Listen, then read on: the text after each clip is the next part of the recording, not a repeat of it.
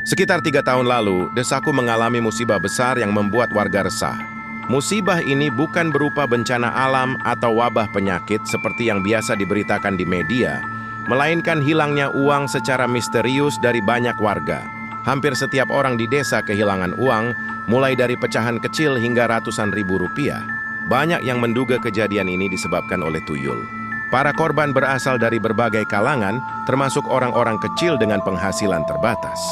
Salah satunya adalah Embok Pawiro yang kehilangan uang sebesar Rp17.000. Ia sehari-hari berjualan tempe di pasar dan jumlah uang itu sangat berarti baginya. Embok Pawiro yakin uangnya hilang secara gaib. Desas-desus tentang tuyul itu cepat menyebar. Warga mulai mencurigai 2 orang, yakni Pak John Pony dan Bu Saiji. Tuduhan ini muncul karena ada yang pernah melihat mereka pergi ke makam Pangeran Samudra. Setelah kejadian itu, kehidupan keduanya berubah drastis. Mereka menjadi kaya dan memiliki banyak sawah. Konon, di rumah mereka ada berangkas berisi uang, dan setiap malam selepas maghrib mereka selalu meletakkan bunga kantil di atasnya sebagai sajian.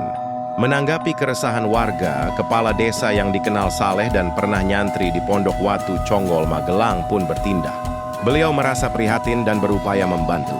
Secara diam-diam, Pak Kades berhasil menangkap tuyul yang diduga milik Pak John Pony.